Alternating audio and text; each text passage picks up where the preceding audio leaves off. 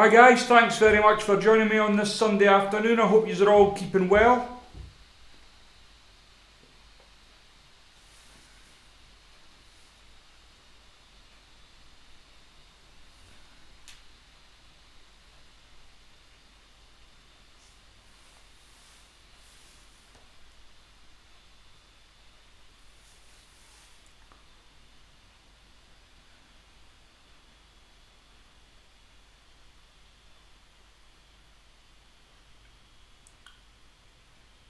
How are we doing? Is anyone here yet?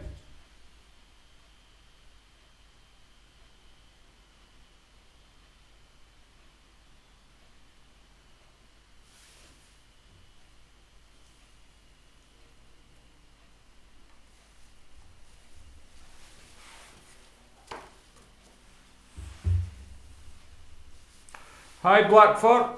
Hi David.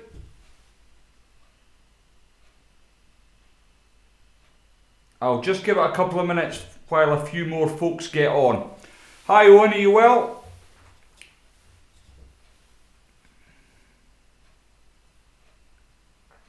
Hi Stephen, Trevor.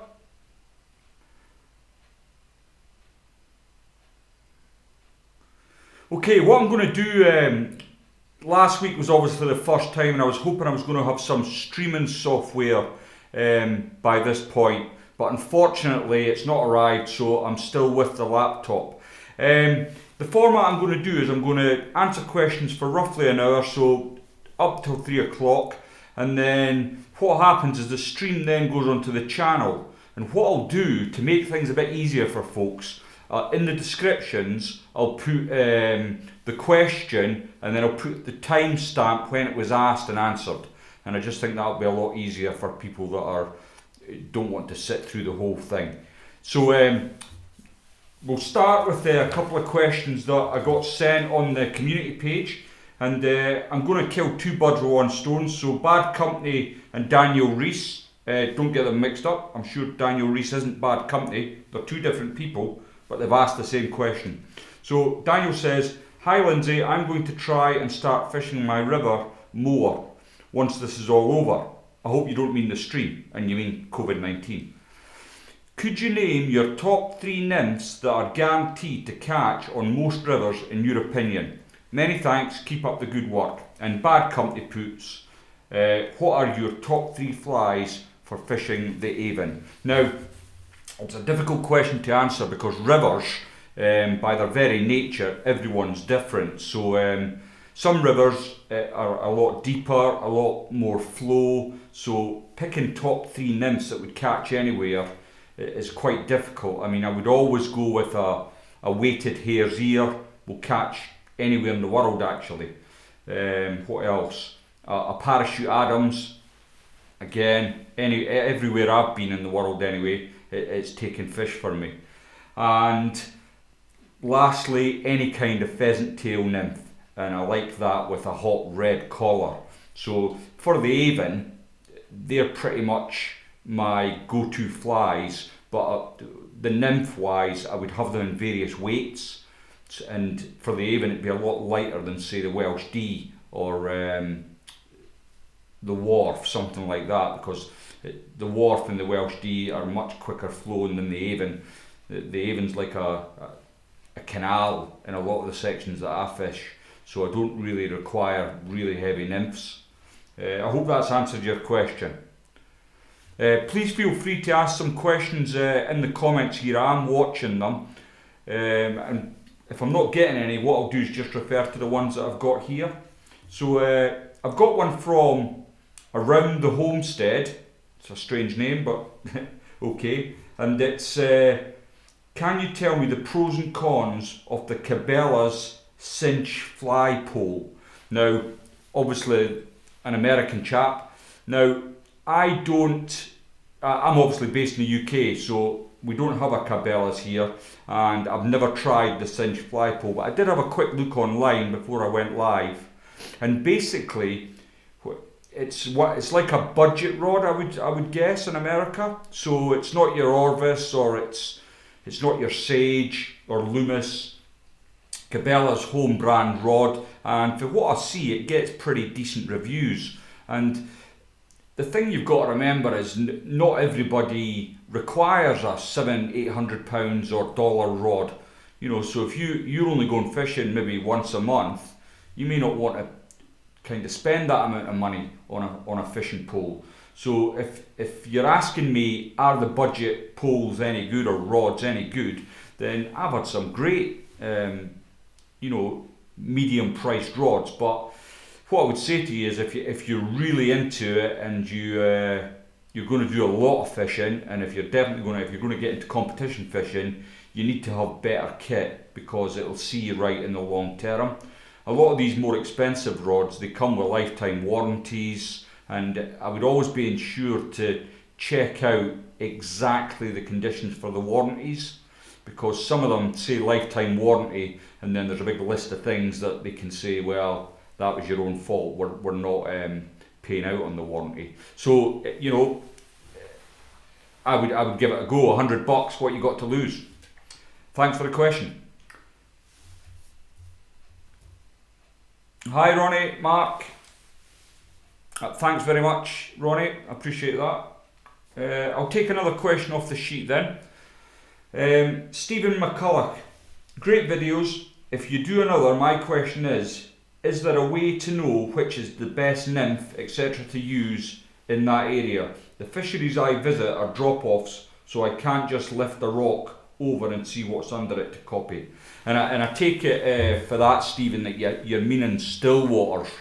And yeah, it could be difficult. And the first thing I would say to you is always ask the fishery manager or other anglers that have maybe got a wee bit more experience. I think you mentioned that you're just starting out in the game, and you know, anglers are a friendly bunch. If you walk up the bank and just have a chat, then I'm sure they would be more than happy to tell you. But the one thing I would say to you is when you're fishing a drop off, never ever bring your retrieve back and then pull your fly straight out the water, because if you're just patient and you hang at that last bit and just count in your head, you know, 1 to 10 seconds, and then lift slowly out the water, you'll be absolutely amazed at how many takes you'll get just at that last bit. I hope that answers your question, Stephen. We've got one on the live chat here. What rod do you use for Stillwaters and reservoirs? Hi Philippa. That's a great question, Owen. So Stillwaters and reservoirs, I'm currently using the Witchwood RS competition rod. It's a 10-foot rod for a 7, and paired with that, because I always take 2 rods, is an Orbis Helios, the same length, so it's a 10-foot for a 7, and I kind of use the Witchwood rod now for most things except for dry fly fishing. It's just a little bit stiff, and a few times I've either bent hooks out or I've snapped up using the Witchwood. So, but the Helios is a lot more forgiving and a softer action rod. So for the dry fly fishing, I use the Helios. I hope that answers your question, pal.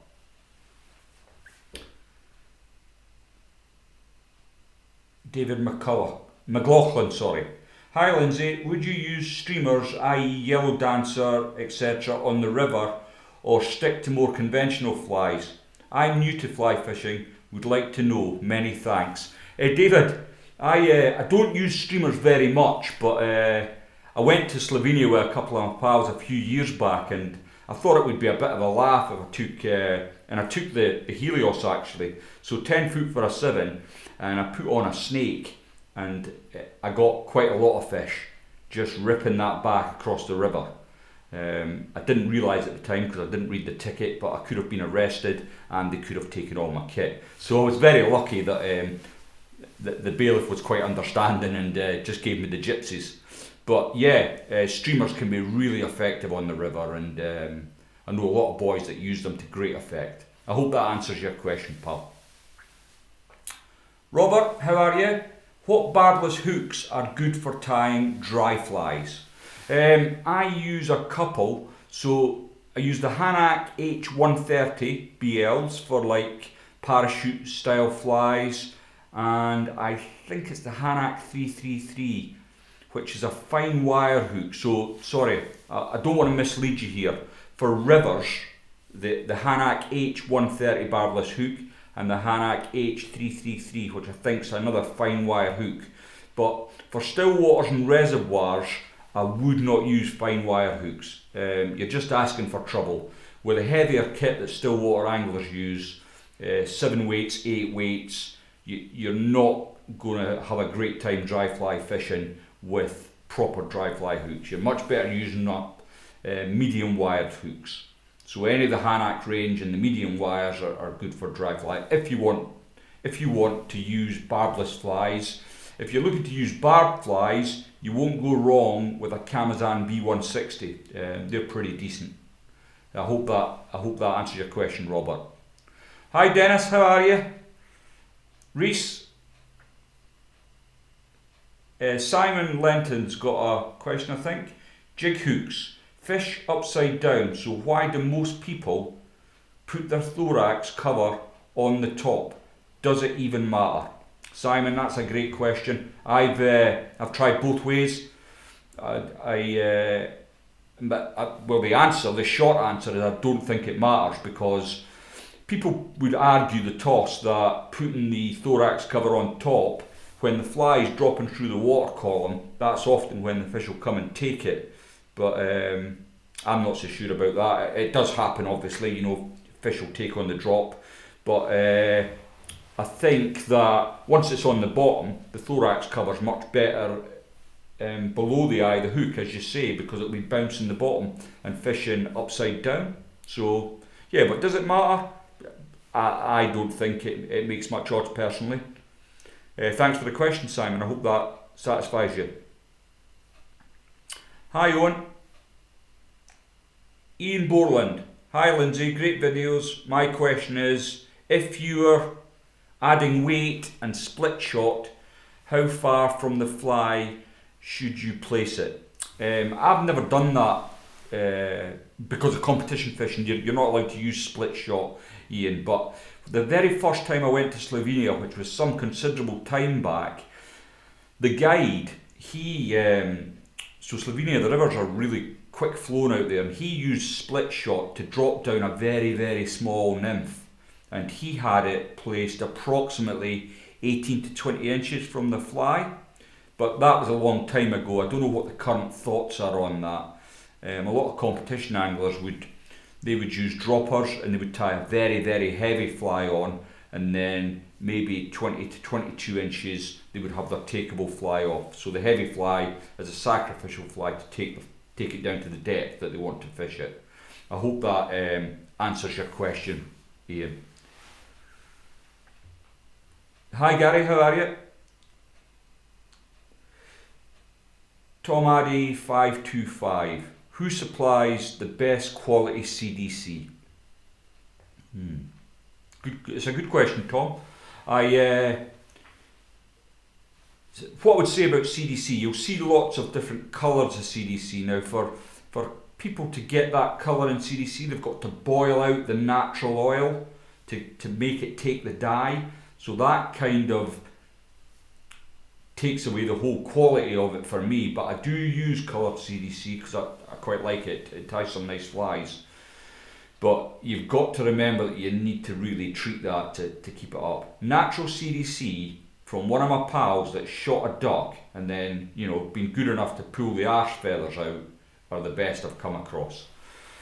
The stuff for trout line, they do something called Super Select, and it's a wee bit more expensive, but you're not rummaging through a bag for good feathers to tie with. So, it comes in little packets, and you can take out every feather as good as the next, and I find that really good for tying. And the older I get, I used to tie all my own hopper legs. I'd sift through CDC and pick out, but life's a wee bit too short for all that, so I tend to buy the Super Select. I've become a bit lazy, and I buy pheasant tails with pre-knotted legs now. So the best supplier, Troutline do absolutely fantastic stuff. Where else have I got good stuff? John Tyzak, Fish On products. They do a super select as well, which is very good. So either of the two of them are very good. I hope that gives you a steer. Stephen Frakes, do you use tippet rings for tying droppers on both rivers and Stillwater?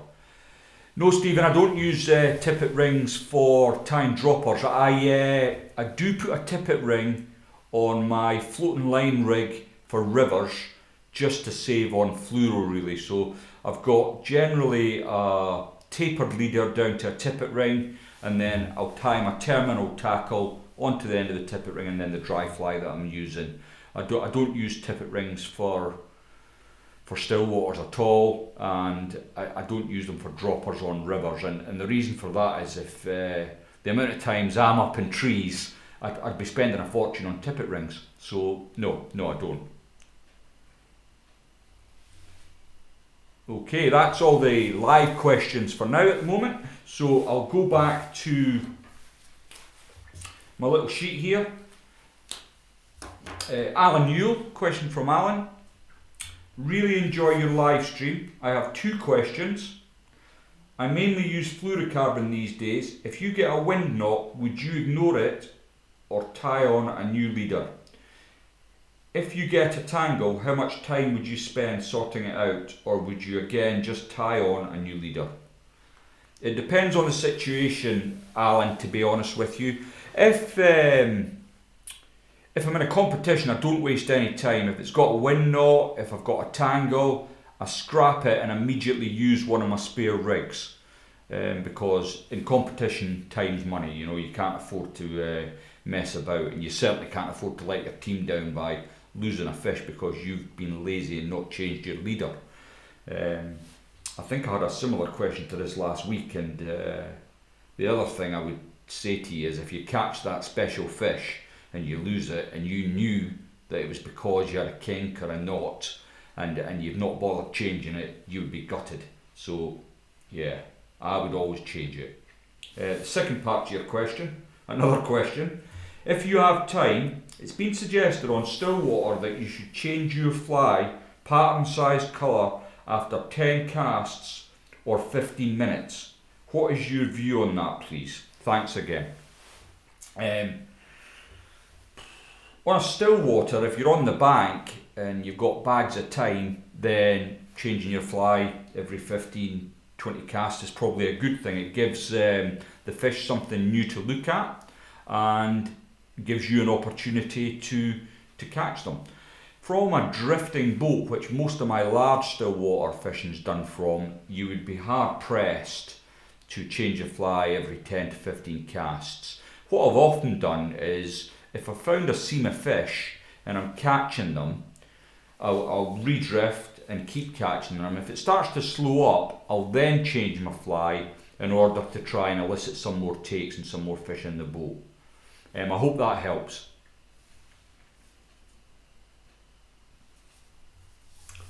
Okay, the next question then is from Clive Turner. Hi Lindsay, when fishing the larger waters, say Rutland, Gratham, what do you look for on the water to decide on your fishing location on the big waters? Great video, thank you. Thanks for the question, Clive. I do quite a lot of preparation before going fishing. It's just become a habit over the years. So I'll often monitor the weather for the 2 or 3 days leading up to my trip. I'll always be phoning the lodge, speaking to the people behind the counter, and I'll always be monitoring social media. So if I'm going to Rutland, for example, I'll be on the Fly Fishing Big Stillwaters page and just asking anyone. And because I've been doing it for so long, I know quite a lot of people. So generally, I'll know someone that's been fishing on Rutland that week, or if not that week, at the weekend previous. And I tend to just ask them, and more often than not they'll tell me the truth, unless the international's coming up or the Anglian water or something like that, and then you might as well talk to the wall. Nobody will tell you anything. But generally, people are pretty open about what's working, what areas to try. It's always worth knowing if the water's been stocked recently, that sort of thing. But if I was just to turn up and not speak to anyone, I would look at wind direction, because generally the wind is blowing the food to whichever bank the direction the wind is. So I would always start on the windward bank, providing it's not blown a hoolie, of course. And more often than not, you'll catch fish on that bank. As the year wears on, you'll catch fish right through the middle on Rutland, Grafham, Pittsford, any of these places. The fish spread out a little bit more and you can catch them right through. I hope that answers your question, Clive.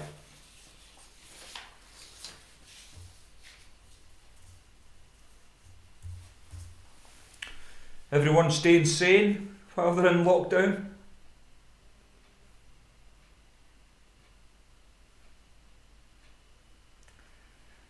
David Hamilton. Hello mate. My oldest daughter, who is 8 years old, wants me to take her fly fishing, as she wants to take up fly fishing. What rod and reel would you say would be good for her starting out? David, that's a great question. I've got 2 daughters myself, and obviously being the nutter I am, I took my eldest daughter on the grass with my own fly rod and totally sickened her of it. So she doesn't, in fact none of my family like fly fishing. They don't like me talking about it. That's why I've got to come into a wee room like this and talk to you folks. So I'm probably not the best person to talk to. Yeah, I would get her certainly something light, maybe a 4 or 5 weight rod and something in the 7.5 to 8 foot bracket. It won't last her long, but it should do her 2 or 3 years. Don't buy an expensive rod, David. Buy a really cheap budget rod just to see if she takes to it. You know, if I'd bought Sasha an Orvis Helios 3D, I'd be crying big time at this point. So just be careful and don't force the kids. I learned that lesson pretty early on. If they don't want to do it, don't bother. Because my daughter was the same, probably as yours, and she nagged me to take her fishing, and I took her fishing, and all the way we walked down. There's a little pond where I work, and I used to be a member there, and it's walking distance for the house, and we'd walk down and she assured me, Dad, don't worry, I'm really patient, we'll stay until we catch a fish. And I was setting up, and that was at the first point she said, are we going home yet? So just be careful how much money you're spending on a new rod for your daughter. But best of luck, and I do hope she takes it up. Thanks for the question, David. Hi Dennis. Glad you're enjoying the live chats, mate. What leader would you use to fish dries on lakes, and what would you use for the washing line? Dry fly fishing, I would use fluorocarbon. I don't go to copolymer for that, and probably between £6 and £7 depending on the venue and what the fish are like for dry flies. I used to only fish 2 dries, but this year, if I ever get out fishing again, I think I'm going to try 3, because people tell me that 3 is better. You're getting much more opportunity to catch the fish, and I'm told they're so high in the water that their window, if you like, is tiny. So having 3 dry flies quite close together doesn't seem to bother the fish so much. So I was going to give that a go this year. So that's what my leader setup would be for dry flies. For the washing line, I tend to use Rio Fluoroflex, 8.5 £, and I would fish 4 flies, a fab or a booby on the point, and then crunchers, dial backs up from that. I hope that answers your question, Dennis. Thanks for asking. Oh, I'm glad she likes the bait fishing, David. Oh, don't get her into bait fishing, please. Get her sorted out with a real proper fishing, David. And Chris has just come on there. He's saying Airflow do a good starter kit, and the They do an excellent starter kit actually, and you can get them in various weights. So it might be worth just having a wee look at the Airflow website. Now, I'm not sure if Airflow still have a website. I know they had a big amalgamation just recently with an American company. So I know they're still going, but I'm not sure if they're still doing their starter kits. But as Chris says, they were very good. So I hope that helps, David. So back to my sheet. Black Fur 2. Hi Lindsay, my question would be, I'm looking at getting a pair of polarised sunglasses. What do you use and why? And what is the best lens colour? I mostly fish small to large stillwaters and will hopefully start fishing this year if we ever get back allowed out. So is there a lens that would cover them all? Cheers. Black Fur 2, I'm afraid you can make do. Certainly when you're going any kind of fly fishing, you need to wear glasses, just as a matter of course, because there is nothing more precious than your eyes, and I've seen too many horror story pictures with hooks in people's eyes. So, you know, regardless of what budget you've got, make sure you get something that protects your eyes. It's really important. Going back to your question though, I use two different colour lenses. I use copper brown for during the days, normal sunny days, bright days, and I use sunrise lenses, so yellow, for darker conditions. Now, you can spend a lot of money on glasses, and I have two sets of Costa 580p's, and they weren't cheap glasses, but I find that they're excellent. And not so much for the stillwater fishing. You don't need to have great glasses. Good Polaroid glasses for stillwaters are adequate, but for river fishing, they're essential. You need to be able to see right into the river as best as you can, for a couple of reasons. To see where you're wading, you don't want to be stepping on a nail, or you don't want to be tripping over a rock if you can see into the water. It's obviously a great help.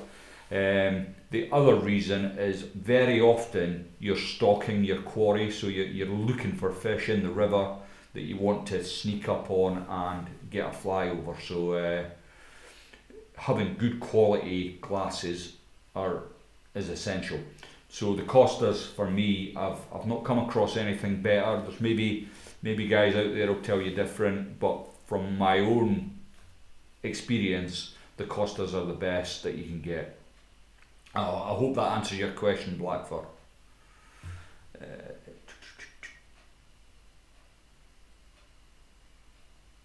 What length of leader is best for the washing line?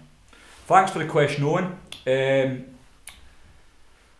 It depends on how many flies you're fishing. As I said when Dennis asked, I fish 4 flies on the washing line. Now if I want them really high in the water, I would fish the washing line on a floater, and the distance from my first fly to my floating line would be no more than 5 to 6 feet. If I'm fishing the washing line on an intermediate, the length of leader would be around 22 feet, and that would be 10 foot to the first fly, then 4 foot, 4 foot, 4 foot. I hope that makes sense, Owen.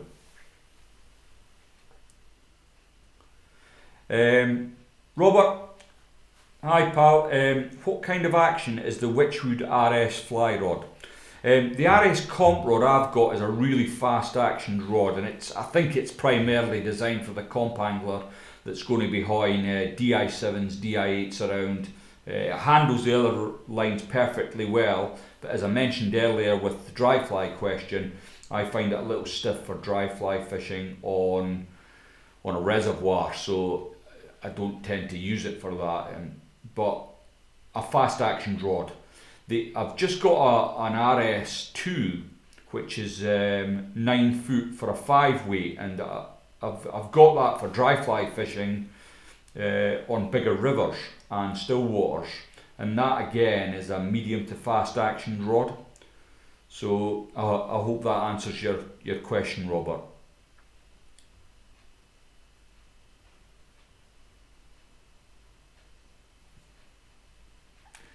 Hi Laura, yeah, I've been staying off the whiskey. It's too dangerous during lockdown.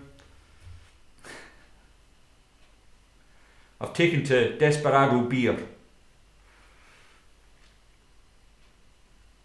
Alistair, how are you? What would be your tactics for fishing during a Canis hatch? Also, what is the smallest size fly you would use on the reservoirs? Loving your videos. Thanks Alistair, I appreciate that. A Canis hatch, it can be a bit of a bugger, can't it, Canis?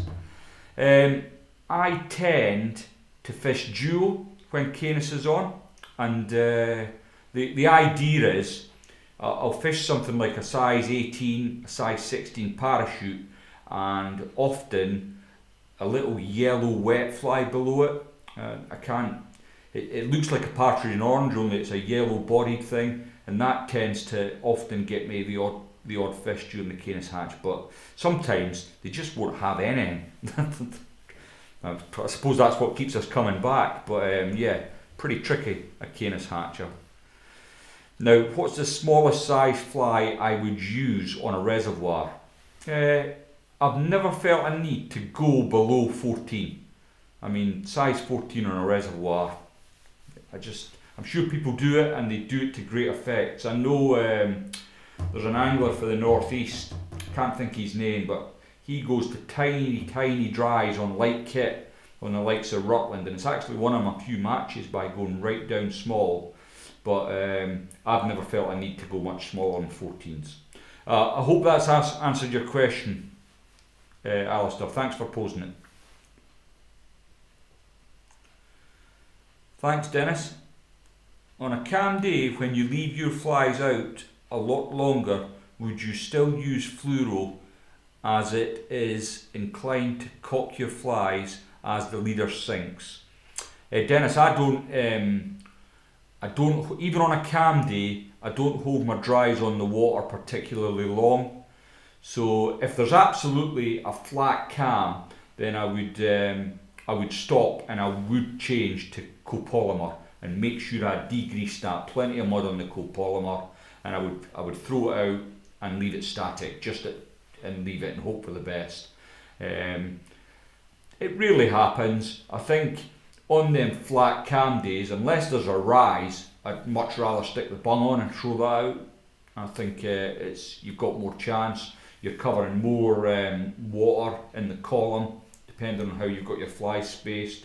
With a dry fly, you've only got the fish that are really up in the surface, and a lot depends on the water clarity. It's quite difficult to answer these questions actually without giving a particular set of circumstance, but yeah, I'd only stick copolymer on if it was like flat cam. I hope that answers the question, Dennis.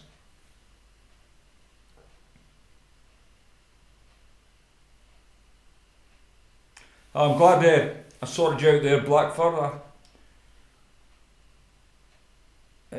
Dennis, on calm days on the Irish lochs, we need to leave them out longer, targeting patrolling fish.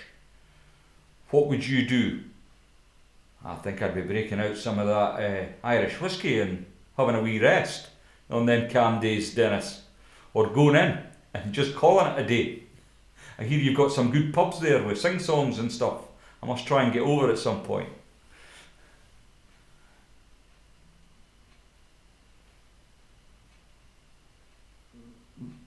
Laura Downing, it's Gary, mate. I know what Gary's. Is that Gary Johnson? Bad company. Hi Lindsay, what size Adams do you fish on the River Avon? I fish between 14 and 18 on the Adams, bad company, and the best fly I've found is the 16, and the reason I like it so much is because I can still tie it on quite easily. I've not got any dramas tying on a size 16, whereas the 18s with the Adams I struggle a wee bit. So I do tie it on when I think actually these fish are taking something smaller, but more often than not I just tie on a 16 and that does a great job. And if I've got a good Adams I've taken a lot of time over, I can often fish that for hours and just keep drying it out, and it'll work away great. I hope that answers the question. Thanks very much, Rees. Wee bit of a milestone there. Gary Hedges.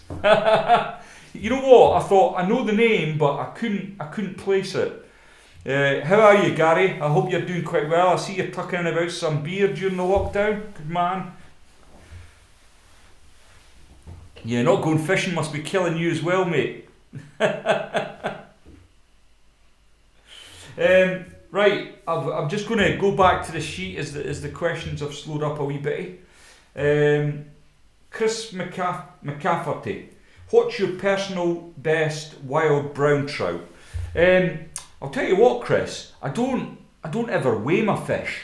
I never have done. It's I don't know. It's just never been a thing that's put me up and down. I've had them weighed in competition where you've come in and you've got a decent fish and they've weighed them. But other than that, I've not really weighed my fish. I suppose the best one I've had that was weighed in competition was from Buell Water, and I think it was £8 1 ounce. But was it my best fish? I caught a brown trout from, I can't pronounce the name, I don't think, the nymphs. It was in Slovenia. It was a very small river that we'd gone for the day, and in Slovenia, me and my mates, we have a laugh and we have something called the Grand Slam. So basically what you do is you've got to catch a rainbow, a brown, a grayling, and that's the Grand Slam in Slovenia. So we, and a marble trout actually, which I did the last time. But it's such a popular destination now that they've kind of wiped out the brown trout on the bigger rivers. It's quite difficult to get them. Certainly on the Sava and the Socha, we couldn't buy a brown trout. But this little river, I was fishing side by side with Del Spry actually. We were like 2 rod lengths apart and fishing up to this weir, and I hooked this fish. And it wasn't big. It was about, I don't know, it was maybe £2 at a stretch. But when I got it in the net, obviously I was the first guy to get the Grand Slam out of the company, and that's always great bragging rights when you're sitting down having a wee dram at the end of the day. And but the fish, it was it's the most beautifully marked brown trout I've ever caught, and I've had some lovely ones in Scotland, but this was an absolute topper. So for my money, the best brown trout I've ever caught was probably £2 in weight. I hope that answers your question, Chris.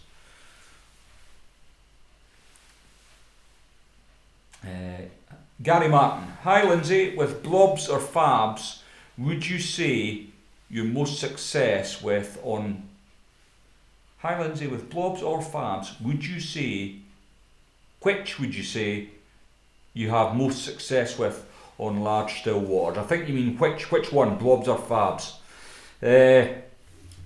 Depends on how I'm fishing them, Gary. If I'm fishing washing line, then obviously the fab's going to do a lot better job than the blob.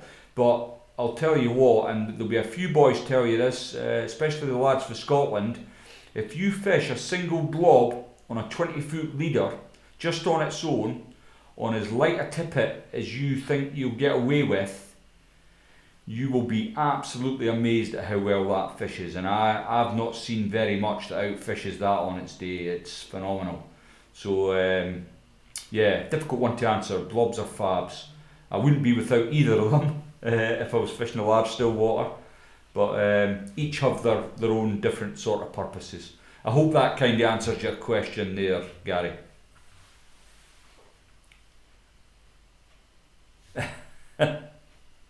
Too much beer? I doubt that, Gary.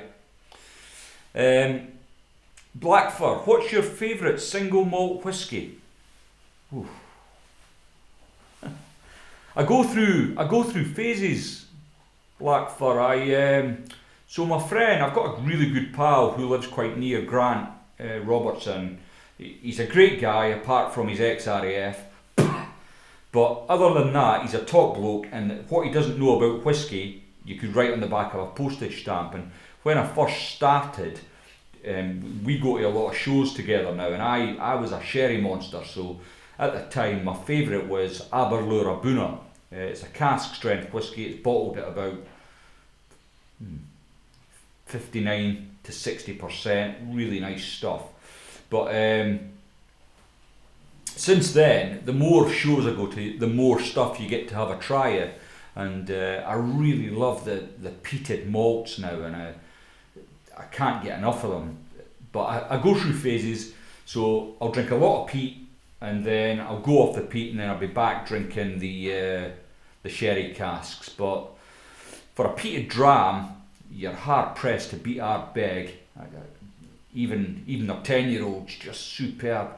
This is a fishing channel. What are you asking me about whiskey for? Has anyone got a fishing question? Alan, hi Lindsay, love the fly tying vids. What is your preferred knot for dry flies, and do you use the Rapala knot for lures?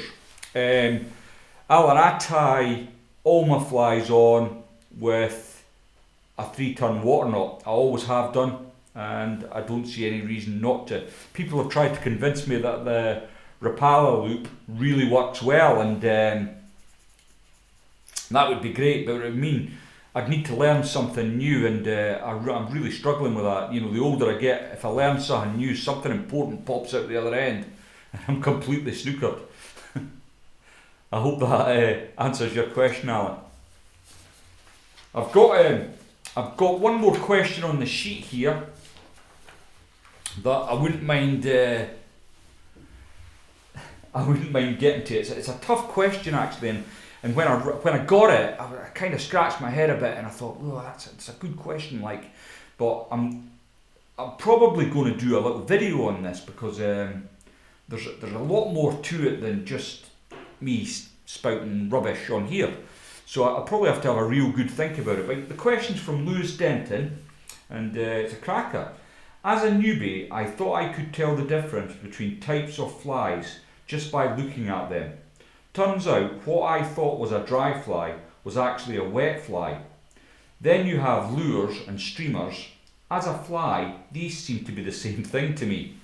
Can you go over the main categories and show examples of the flies that fall into them, and when we should be thinking about using them? Thanks.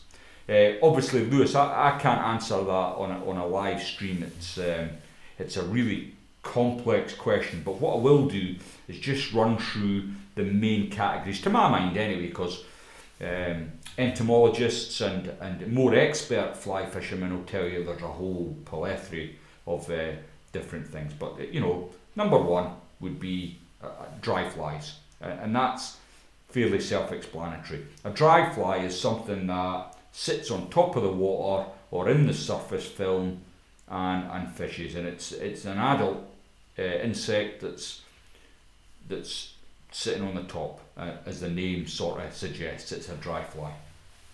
And then you've got wet flies. So the wet fly is used to mimic adult insects that normally live underneath the surface of the water, or they're swimming towards the surface to hatch into a dry fly.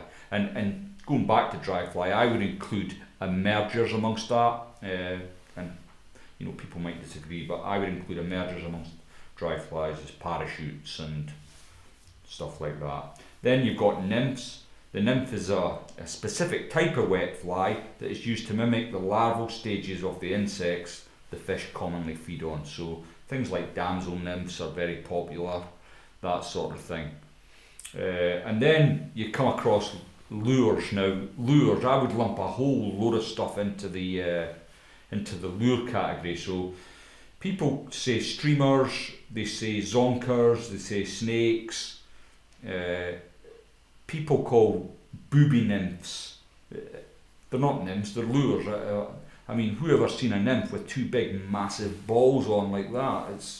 They're lures, and I'm sure somebody will come and argue the toss about that, but that's what I think. And then the fifth category would be terrestrials. So terrestrials are things that are blown from the riverbank or the loch side onto the water, such as beetles and ants.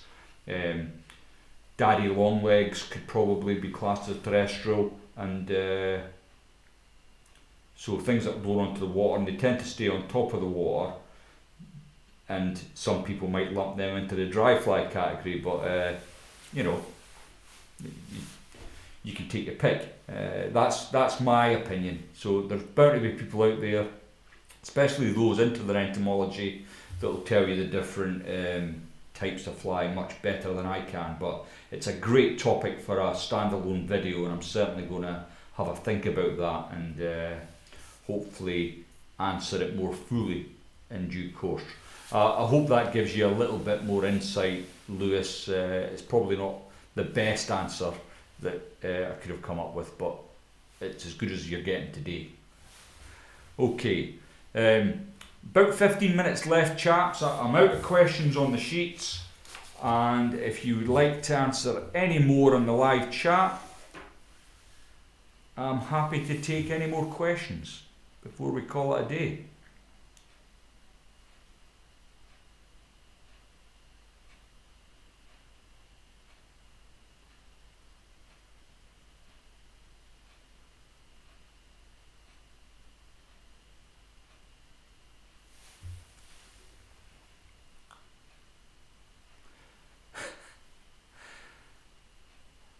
Blackfur, I'll tell you a good thing, just sorry for going back to whiskey, but the whiskey auctions are doing a number of charity auctions at the minute to help the NHS, and that's well worth a visit. I picked up a nice bottle from the Boutique Whiskey Company from quite a reasonable price, but if you're interested in good whiskies, it's worth a look. Don't be put off by the first bottle you see on that auction, which goes for about £24,500. I did keep hinting to my wife about it, but she was having none of it. Yeah, no worries, Lewis. I will try and have a look into that. What's your favourite fishing? What's your favourite fishing to go whiskey drinking with? I don't quite understand it. What's your favourite fishing to go whiskey drinking with? Oh, river fishing, definitely. I fish with a couple of guys regular, Del Spry and Graham Lumsden, and if you don't know them, you will know them by their big red noses, because they drink whiskey like it's going out of fashion, and we always have a good laugh, and it's yeah, so definitely river fishing. We do a couple of competitions together throughout the year. The Hanack Grayling Festival on the Welsh Dee. By the time that's finished, my liver is waving the white flag. So yeah, definitely the river fishing. Them two boys lead me astray something terrible.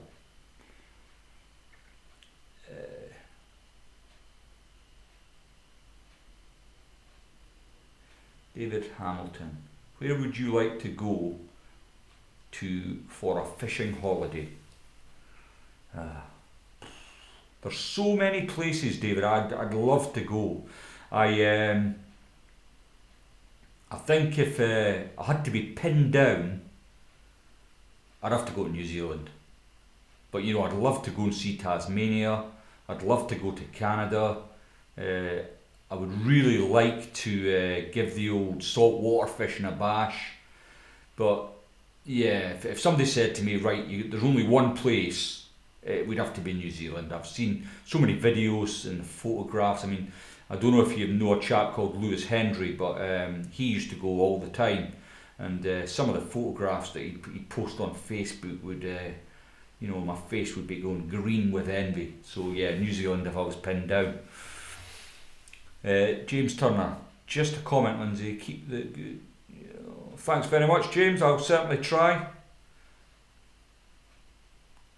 Dennis, another question. Okay, the best body material for dries. We all have our favourites, I know, and do you like scraggy bodies or neat bodies? It's funny you should mention that, Dennis, because I've just not long finished a video on 2 different ways of tying the Shipman's buzzer. I don't know if you're familiar with the pattern. It's something Dave Shipman came up with a number of years ago, and it's absolutely lethal, especially September, early October time. It's a great pattern, and in that video I discuss the different properties of dry flies, and I think, well, I'm not going to give anything away, but I really like them scragglied out, and you cannot beat seal's fur for the body of the dry flies. It's just can't be beaten. It'd be run a close second with snowshoe, mind, but other than that, I would say seal's fur, yeah. I hope that answered the question, Dennis. My favourite dry fly method for grayling is downstream, as the grayling can follow it downstream before they take the fly. What do you think, mate? Gary, I think you're absolutely right. In fact, you know what? I've watched Graham Lumsden stand with his back to the flow of the river and drop his dry fly at his feet and catch grayling. I mean, Graham's a bit of a wizard anyway, but I never thought... I said, how are you getting them? He said, I'm dropping my dry fly at my feet, and the fish were coming, taking it right off, you know, not 2 feet from his body. He would get them. That was in Norway, actually, not last year, the year before. We went on a boys' holiday to Norway, and he was saying, oh, watch this, Lindsay. And he was dropping this little dry fly just in front of him, downstream, and the fish were smashing it. Yeah, I totally agree. Downstream dry fly is definitely an option. Mark Wallace, seal's fur or synthetics for dries? Seal's fur, Mark. If you can get a hold of it, there's some really good synthetic stuff around now, and I think there's something not long, it's not popular, is African goat. It's very similar to seal's fur, but I don't think it's got quite the same flotation qualities. But yeah, if you can get the real deal, Mark, make sure you get a hold of it. Hooper 909, what would you recommend as a good value 7-weight rod? Something capable of long casting and handling a DI7, but still able to nymph with. Get the Witchwood RS. The RS2, for the money, I'm just trying to think, because I don't want to be unfair. Witchwood obviously sponsor me, so I was bound to say that, but I'm just trying to think, I'm trying to be fair. Is there anything else that would, in a kind of budget bracket, that would come near it? I think you're pressed. I think you're really pressed to find something better than that RS2. It's a stunning rod for the money. It just depends on your budget, pal. Why do you think the Scottish anglers do so well on the Midland reservoirs? Well, the Scottish anglers, and I take it you mean the guys that actually live in Scotland, because they do come down to the internationals and they do an amazing job, and I think there's several reasons.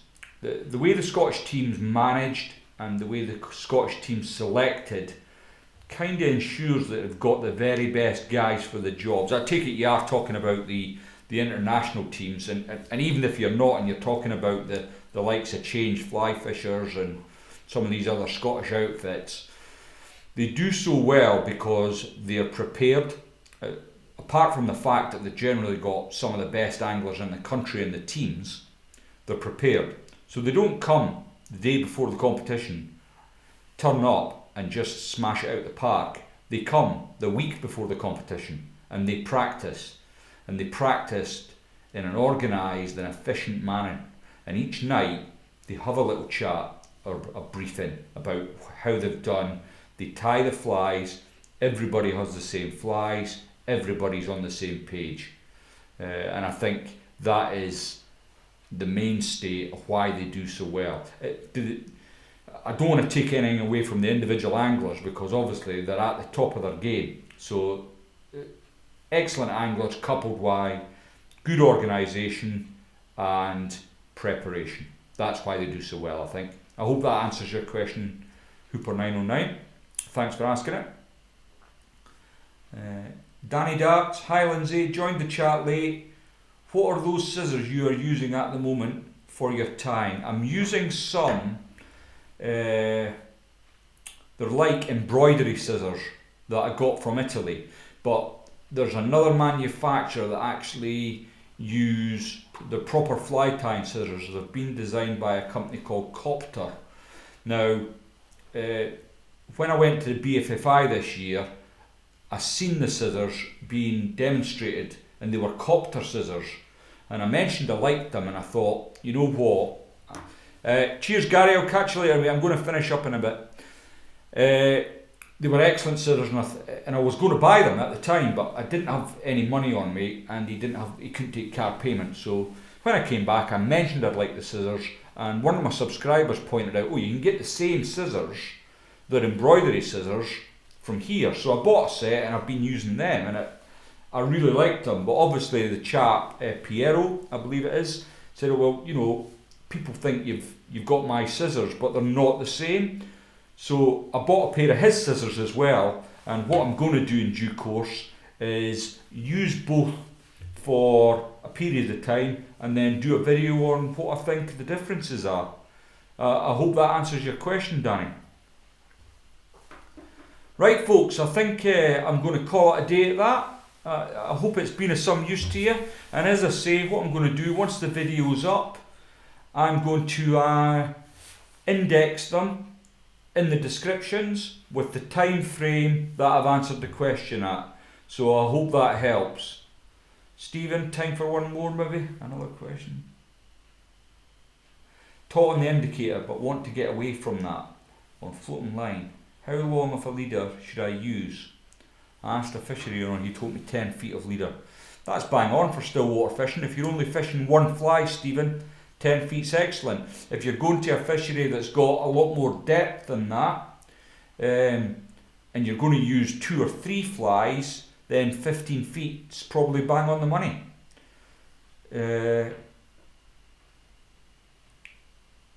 As the water was 10 feet, but a different fishery a week later told me 15 feet of leader. You've got to remember, Stephen, when you're retrieving your flies, you're going to vary the depth they are in the water, and depending on what kind of flies you're using will vary the depth. I mean, if you're throwing your flies out and leaving them for a long period of time, then eventually, obviously, if you're fishing with 15 foot of leader, your point fly and more than likely your next dropper up is going to end up on the bed of the fishery. But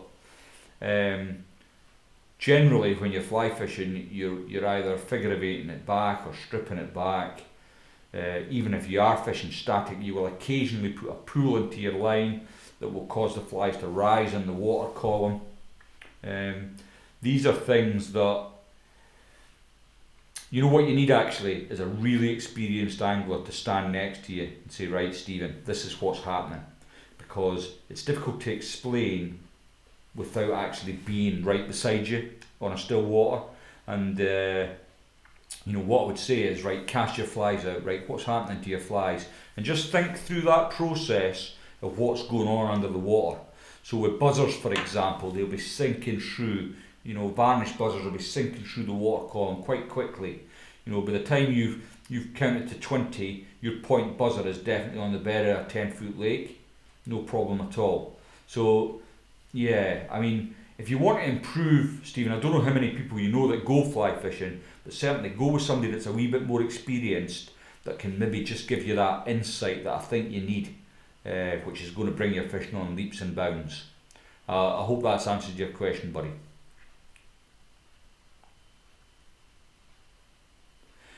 When I'm using the CDC as a hackle, do I tie in by the tip or the base? The tip, fly caster. Right folks, I'm really going to have to go. I think that's me at the limit of my time. So thanks very much for tuning in, and I hope to do it again next week maybe. Take care.